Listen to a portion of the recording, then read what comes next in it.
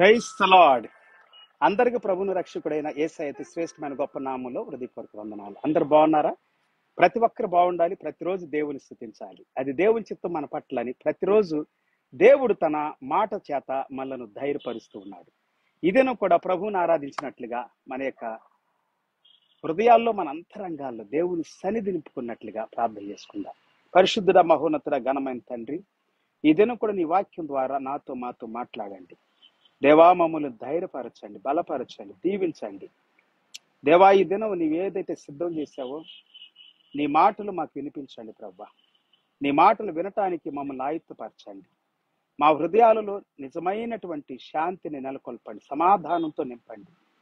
దేవా, ఈ దినం కూడా ప్రభా, ఎంతమంది నీకు దూరంగా ఉన్నారు అట్టి వారందరూ దర్శించండి, మాట్లాడండి.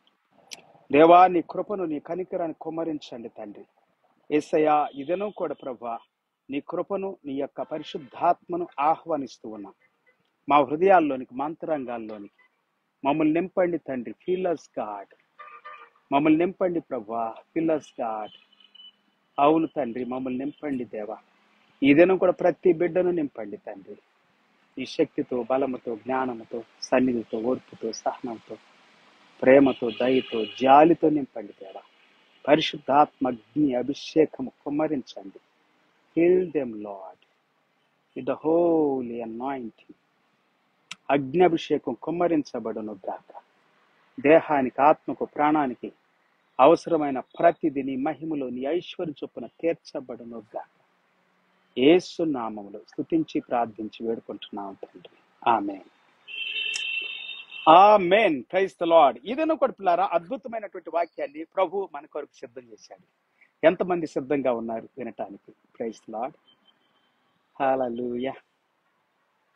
మీరందరూ బాగుండాలని, మనందరం బాగుండాలని ప్రతిరోజు దేవుడు మనతో మాట్లాడుతూ ఉంటాడు. God is speaking with us every day for our goodness. మనం బాగుండాలి. మనం బాగుంటేనే మన ప్రభుని స్తుతించగలం, ప్రభుని ఆరాధించగలం. మనం ఎంతగా ప్రభుని ఆరాధిస్తామో అంత గొప్ప సన్నిధి దేవుడు తన యొక్క ఆత్మ ద్వారా మనలో నింపుతాడు. హల్లెలూయా. మంచి సన్నిధి, శ్రేష్టమైన సన్నిధి. ఇదేను కూడా వాక్యం చదువుకుందాం. లూకా సువార్త 4వ అధ్యాయము 17 నుండి 21 వచ్చిన వరకు చదువుకుందాం. Luke chapter 4 verse 16 through 21, 17 through 21. ప్రవక్త అయిన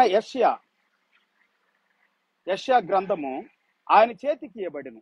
ఆయన గ్రంథము విప్పగా, ప్రవక్త అయినటువంటి యెషయా గ్రంథం ఆయన చేతికి ఇవ్వబడింది. ప్రవక్త యెషయా చాలా గొప్ప దైవజనుడని మనము ఆయన మాటల్లో మనం చూస్తాం పిల్లలు, గమనిస్తాం.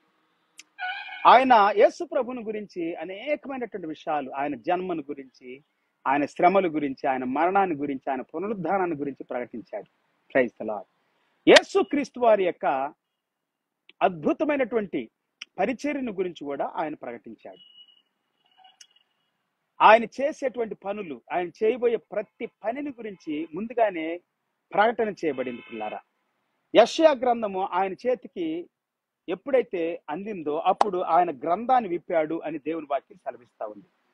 ఏమని వాక్యంలో మనం చూస్తామంటే 18 వచ్చిన దగ్గర నుండి, ప్రభు ఆత్మ నా మీద ఉన్నది, బేదలకు సువార్త ప్రకటించుటక ఆయన నన్ను అభిషేకించను, చెరలోనున్న వారికి విడుదలను, గుడ్డి వారికి చూపును కలుగునని ప్రకటించుటకును, నలిగిన వారిని విడిపించుటకును, ప్రభు హితవత్సరము ప్రకటించుటకును ఆయన నన్ను పంపి ఉన్నాడు అని వ్రాయబడిన చోటు ఆయనకు దొరికెను. చాలా అద్భుతమైనటువంటి మాటలు కదండి.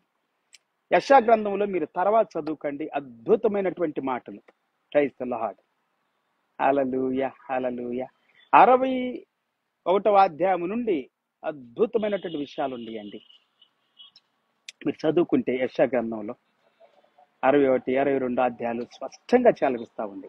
Praise the lord.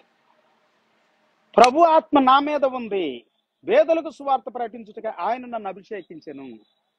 దేవుని యొక్క ఆత్మ నా మీద ఉంది అని అంటున్నాడు.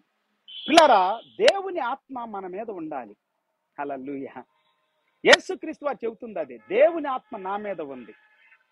దేవుడు అంటే దయామయుడు, కరుణామయుడు, పరిశుద్ధుడు, నీతిమంతుడు, కనికర సంపన్నుడు, న్యాయవంతుడు. ఆయన ఎంతో న్యాయాన్ని మన కొరకు బైబిల్ గ్రంథంలో దాచిపెట్టాడు పిల్లారా. అందుకే అన్యాయస్తుడైనటువంటి జక్కయ్య యేసు ప్రభు తన ఇంటికి రాగానే, నేను ఎవరి దగ్గర అయితే అన్యాయంగా ఎంతైతే తీసుకున్నానో వాళ్ళకి ఒక్కదానికి 4 గంటలు ఇస్తాను అంటున్నాడు. I will return back to them with 4%. న్యాయం అనేది యేసు ప్రభు దగ్గరికి వచ్చినప్పుడు తెలుసుకున్నారా?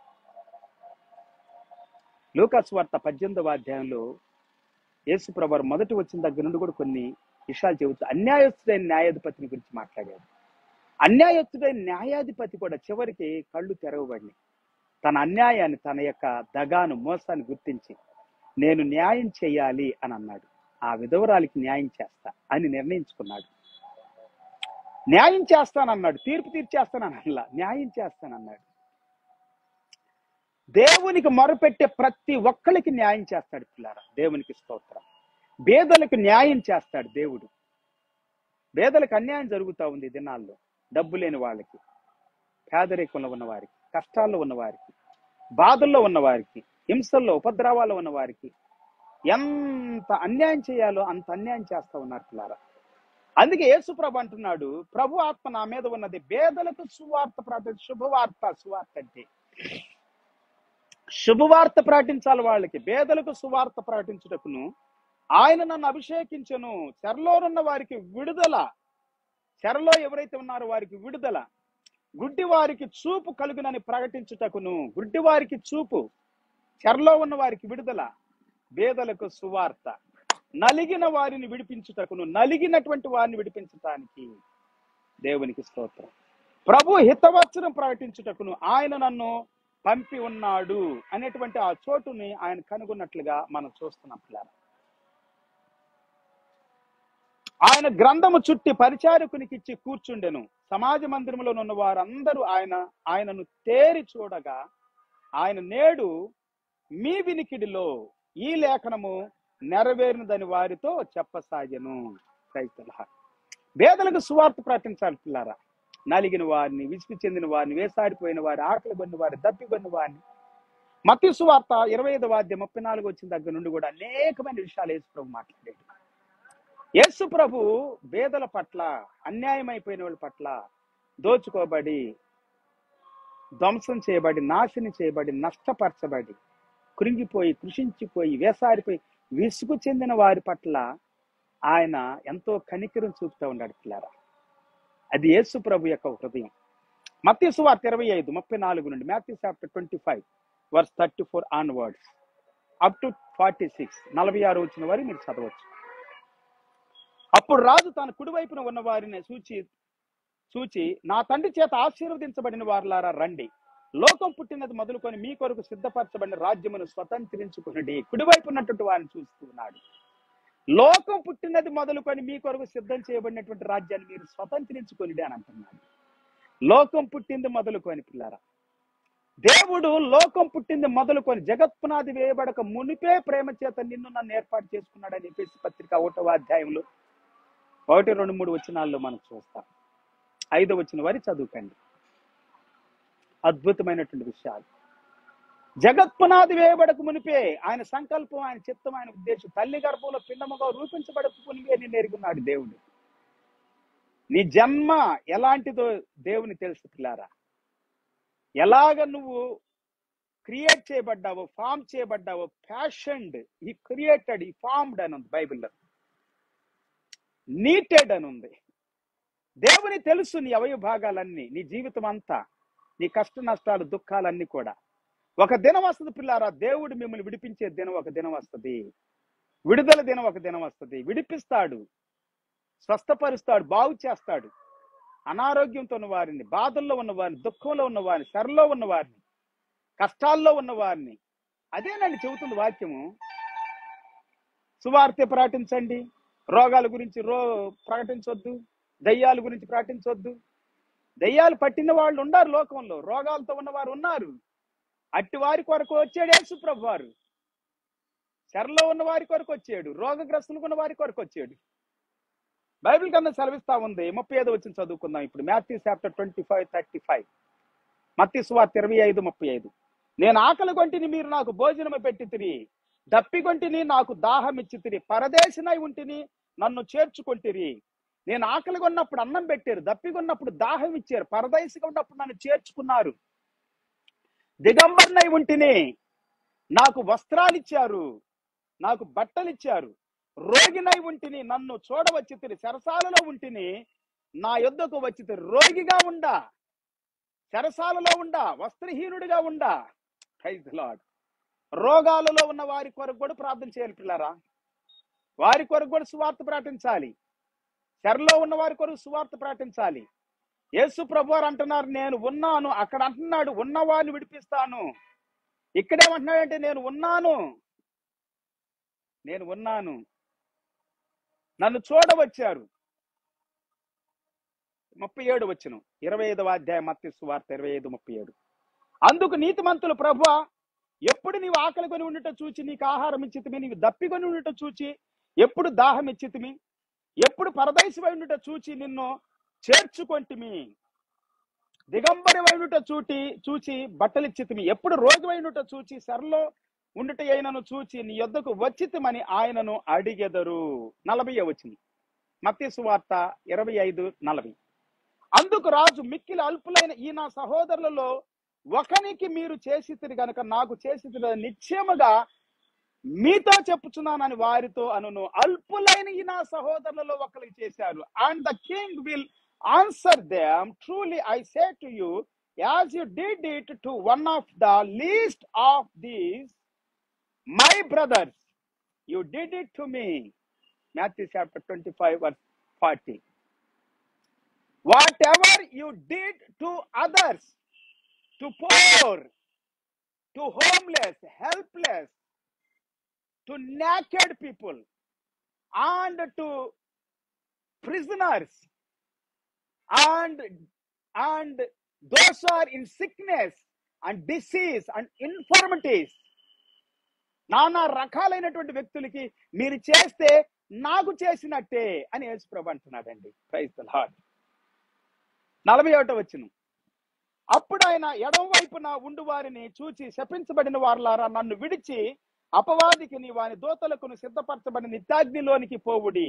నేను ఆకలి కొంటిని, మీరు నాకు భోజనం పెట్టలేదు, దప్పికొంటిని, మీరు నాకు దాహమీ లేదు, పరదేశినై ఉంటిని, నన్ను చేర్చుకొనలేదు, దిగంబరినై ఉంటిని, మీరు నాకు బట్టలీ లేదు, రోగినై ఉంటిని, చెరసాలలో ఉంటిని, మీరు నన్ను చూడ రాలేదని చెప్పును. అందుకు వారు, ప్రభువా, మేమెప్పుడు నీవు ఆకలి కొని ఉంటేనను, దప్పికొని ఉంటేనను, పరదేశివై ఉంటేనను, దిగంబరువై ఉంటేనను, రోగివై ఉంటేనను, చెరసాలలో ఉంటేనను చూచి నీకు ఉపచారం చేయకపోతిమని ఆయనను అడుగుదురు.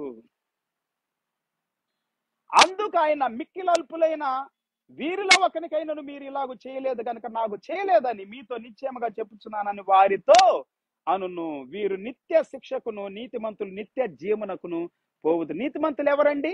కనికరం కలిగిన వారు, జాలి కలిగిన వారు, దయ కలిగిన వారు, సహాయం చేసేవారు, ఆదుకునేవారు, పరామర్శించేవారు, హీనంగా, నీచంగా, నికృష్టమైనటువంటి తలంపులతో ఉండకుండా ప్రతి ఒక్కరి ఎడల జాలి చూపేవారు, సువార్త ప్రకటించేవారు.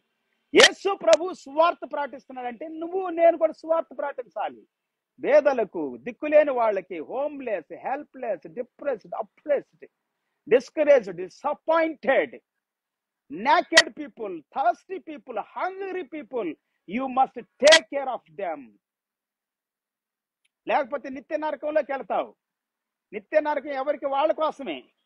యెషయా గ్రంథం 58వ అధ్యాయం 3 నుండి కొన్ని వచనాలు చదువుదాం. Isaiah chapter 58 Isaiah chapter 58 verse 3 through 11, 3 నుండి 11 వరకు. మేము ఉపవాసం ఉండగా నీవెందుకు చూడవు, మేము ఆ ప్రాణములను ఆయాసపరచుకొనగా నీవెందుకు లక్ష్య పెట్టవు అని అందురు. మీ ఉపవాసమున మీరు మీ వ్యాపారము చేయుదురు, మీ పనివారి చేత కఠినమైనవి చేయించుదురు. మీ ఉపవాస దినము నాడు మీరు వ్యాపారం చేస్తారు, కఠినమైనవి చేస్తారు. ఎందుకు ఇంటలేదు ప్రభా, ఎందుకు సహాయం చేయట్లేదు ప్రభా, ఎందుకు మమ్మల్ని ఆదుకోవట్లేదు ప్రభా అని అడుగుతున్నాను. మేము ఉపవాసం ఉండాం, మేము మొరపెడుతూ ఉన్నాం. 4వ వచనం, మీరు కలహపడుచు, వివాదము చేయొచ్చు, అన్యాయముగా గుద్దులాడుచు ఉపవాసముందురు గాని మీ కంఠధ్వని పరమన వినపడినట్లుగా మీరిప్పుడు ఉపవాసము ఉండరు.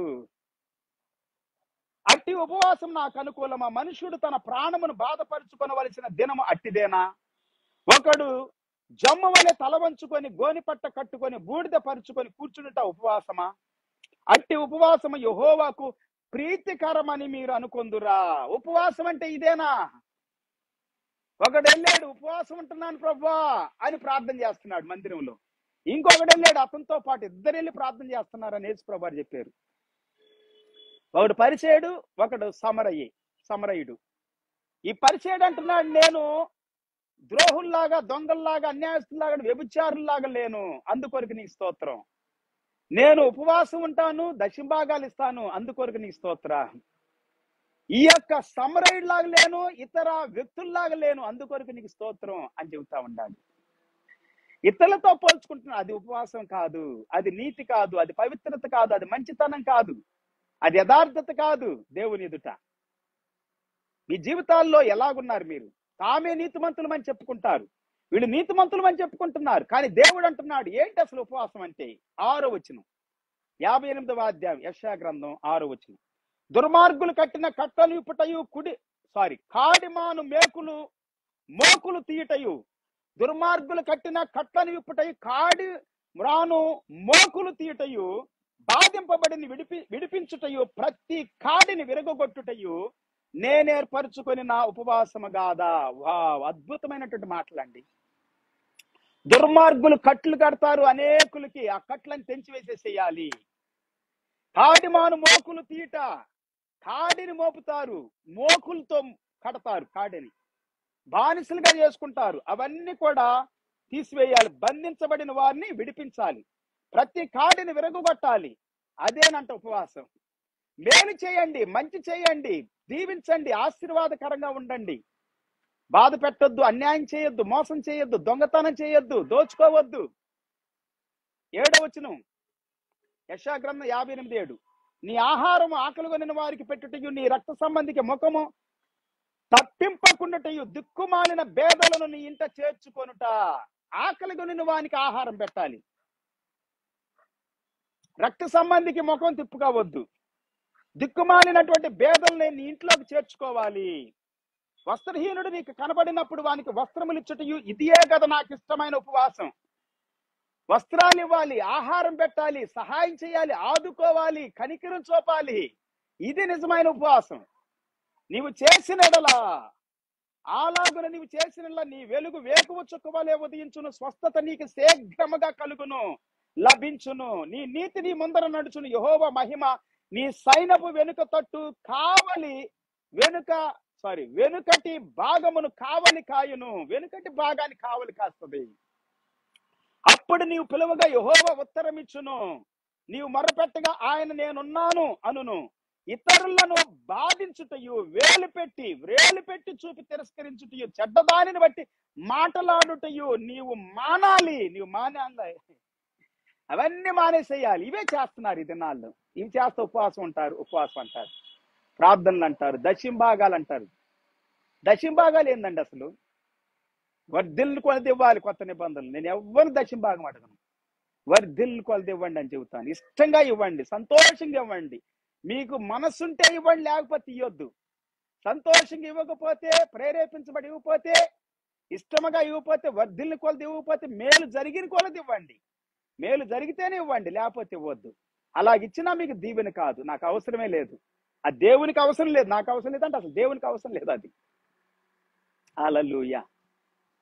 చాలా మంది వారి జీవితాల్లో నానా రకాలుగా వ్యాపారాలు చేస్తా ఉన్నారు పిల్లరా, దేవుణ్ణి అడ్డం పెట్టుకొని. చెట్టు చెప్పంటే కాయలు అమ్ముతారంట. చెట్టు కాయలు కావాలి కానీ చెట్టు వద్దు.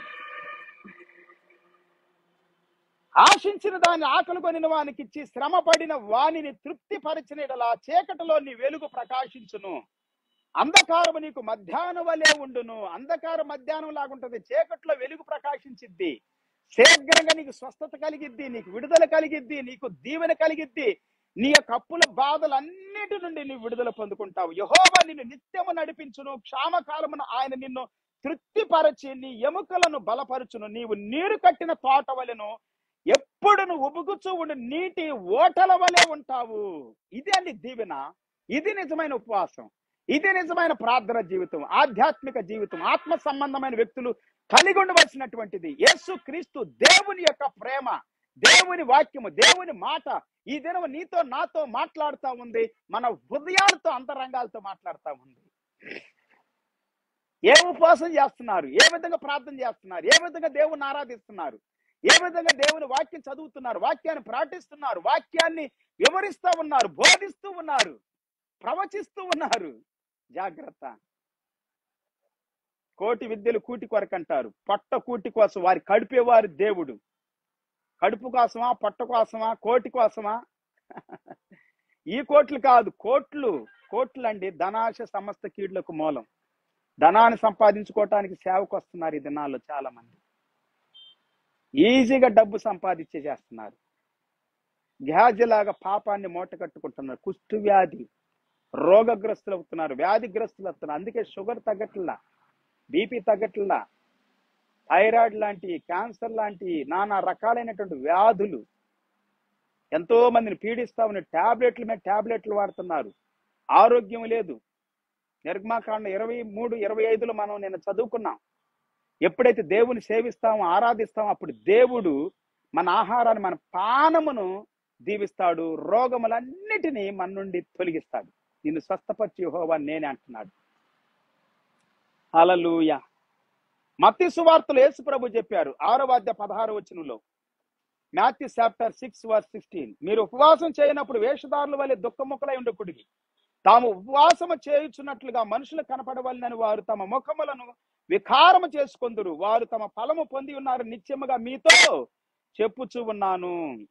ఉపవాసము చేయున్నట్లుగా మనుషులకు కనపడవలనని కాక రహస్యమందున్నటువంటి నీ తండ్రికి కనపడవలనని నీవు ఉపవాసము చేయనప్పుడు నీ తల అంటుకొనుము, నీ ముఖము కడుగుకొనుము. అప్పుడు రహస్యమందు చూచుచున్న నీ తండ్రి నీకు ప్రతిఫలం ఇచ్చును. భూమి మీద మీ కొరకు ధనము కూర్చుకొనవద్దు, అక్కడ చిమ్మెటయు తుప్పును తినివేయును, దొంగలు కన్నం వేసి దొంగిలించెదరు.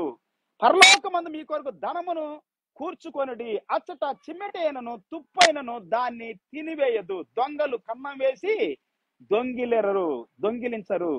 నీ ధనం ఎక్కడ ఉండును అక్కడనే నీ హృదయమును ఉండును అని దేవుని వాక్యం సెలవిస్తా ఉంది. పిల్లరా, నిజమైన ఉపవాసాల గురించి ప్రభు మాట్లాడుతూ ఉన్నాడు. చాలా మంది ధనం కోసం ఉపవాసాలు ఉంటారు. డబ్బు కోసం, బంగారం కోసం, బిల్డింగ్ల కోసం, కార్ల కోసం, సుఖం కోసం ఉపవాసాలు ఉంటారు. కాదు, ఇవ్వటానికి, దీవించటానికి, ఆశీర్వదించడానికి, సహాయం చేయటానికి, ఆదుకోవటానికి, ఎంతో మేలు చేయటానికి. హల్లెలూయా. ఇది ఉపవాసం అంటే. ఇది ఉపవాసం అండి. ఉపవాసం అంటే ఏంటంటే కఠినముగా ఉండటం, కష్టపడటం, మేలు చేయటం విషయంలో కూడా కఠినంగా ఉండటం అంటే ఆసక్తిగా ఉండాలి, దృఢపరచుకోవాలి, నిశ్చేతగా ఉండాలి. హృదయం కఠినపరచుకోవటం అది వేరు. హల్లెలూయా. కటిక ఉపవాసం అంటారు చూడండి. ద్వితీయోపదేశకాండం 15:4 డిట్రానమీ చాప్టర్ 15:4 నీవు స్వాధీనపరచుకున్నట్లు నీ దేవుడైన యెహోవా నీకు స్వాస్థ్యముగా ఇచ్చుచున్న దేశములో యెహోవా నిన్ను నిత్యముగా ఆశీర్వదించును. కావున నేడు నేను నీకు ఆజ్ఞాపించుచున్న ఆజ్ఞలన్నిటిని అనుసరించి నడుచుకొనుటకును నీ దేవుడైన యెహోవా మాటను జాగ్రత్తగా వినినట్లా మీలో భేదాలు ఉండరు. ఏలయనగా నీ దేవుడైన యెహోవా మీతో చెప్పినట్లుగా నిన్ను ఆశీర్వదించును కనుక నీవు అనేక జనములకు అప్పిచ్చేదవు గాని అప్పు చేయవు, అనేక జనములను ఏలుదువు గాని వారు నిన్ను ఏలరు. 7వ వచనం, నీ దేవుడైన యెహోవా నీకిచ్చుచున్న దేశమందు నీ పురములలో ఎక్కడనైనాను నీ సహోదరులలో ఒక భేదవాడు ఉండిన ఎడల భేదవాడు నీ సహోదరుని కరుణింపకుండా నీ హృదయమును కఠినపరుచుకొనకూడదు. భేదలు, కష్టములో ఉన్నవారు, తిండి లేని వారు, సహాయం లేని వారు, వారిని కఠినపరచకూడదు, వారి ఇలా కఠినంగా ఉండకూడదు, చూచి చూడనట్లు ఉండకూడదు అని వాక్యం సెలవిస్తా ఉంది. పిల్లారా, చాలా అద్భుతమైన మాటలు అండి, చాలా అద్భుతమైన మాటలు. Praise the lord. 15:8 నీ చెయ్యి ముడుచుకొనక వాని కొరకు అవశ్యకముగా నీ చెయ్యి చాపి వాని అక్కర చొప్పున ఆ అక్కర్లకు చాలినంత అవశ్యకముగా వానికి అప్పియవలను. విడుదల సంవత్సరమైనను 7వ సంవత్సరము సమీపమైనదని చెడ్డ తలంపు నీ మనసులో పుట్టక ఉన్నట్లు జాగ్రత్త పడుము. భేదవాడైన నీ సహోదరుని ఎడల కటాక్షం చూపక నీవు వానికి ఏమి ఇయ్యకపోయిన ఎడల వాడు ఒకవేళ నిన్ను గూర్చి యెహోవాకు మొర్రపెట్టును, అది నీకు పాపమగును. నిశ్చయముగా వానికి ఇవ్వవలెను. వానికిచ్చినందుకు మనసులో పడకూడదు. ఇందువలన నీ దేవుడైన యెహోవా నీ కార్యములన్నిటిలోను నీవు చేయు ప్రయత్నములు అన్నిటిలోను నిన్ను ఆశీర్వదించును. బేదల దేశములో ఉండక మానరు. అందుచేత నేను నీ దేశములోనున్న నీ సహోదరులకు బీదలకును బీదలకును అవశ్యకముగా నీ చెయ్యి చాపవలనని నీకు ఆజ్ఞాపించుచూ ఉన్నాను. యేసు ప్రభువారు కూడా చెప్పారు పిల్లలు, మత్తయి సువార్త 26వ అధ్యాయం 11వ వచనంలో, బీదలు ఎల్లప్పుడు మీతో కూడా ఉన్నారు కానీ నేను ఎల్లప్పుడు మీతో కూడా ఉండను. పేదలు మీతో ఉంటారు. బేదలకు సహాయం చేయండి, బేదలను ఆదుకోనండి, వారికి సహాయం చేయండి. రేపటి దినం ఇంకా అనేకమైన విషయాలు మాట్లాడదాం. దేవునికి స్తోత్ర.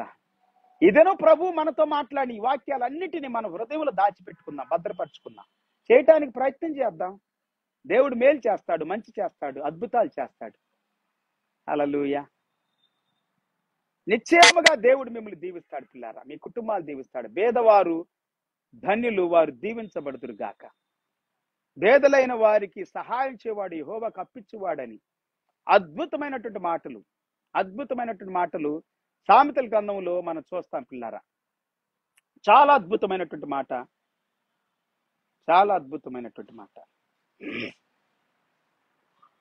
హల్లెలూయా, ప్రైజ్ ది లార్డ్.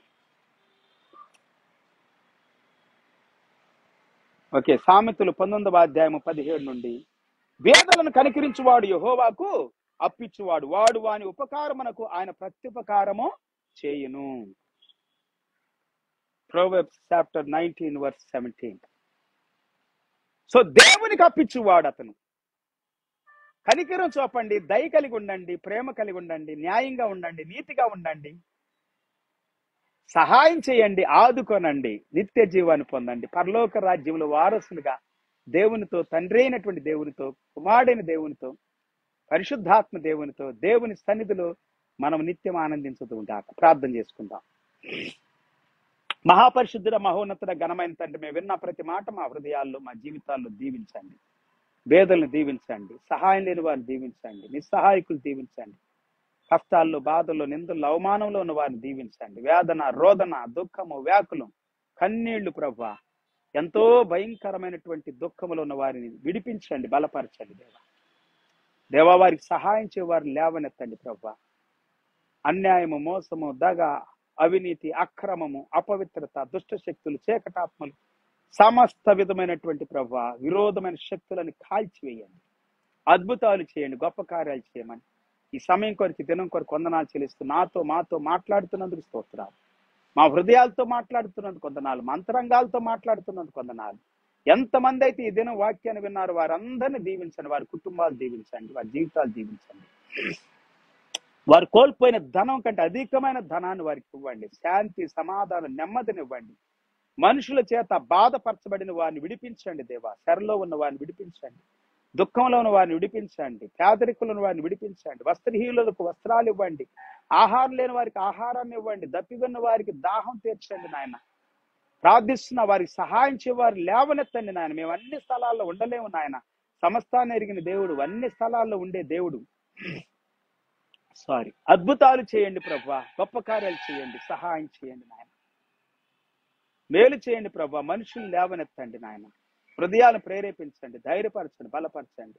మహిమ, ఘనత, ప్రభావాలు మీరే పొందండి. ఈ సమయం దినం కొరకు వందనాలు, స్తుతులు, స్తోత్రాలు ఆచరించి యేసు నామములు స్తుతించి ప్రార్థించి వేడుకొంటున్నాం తండ్రి. ఆమేన్.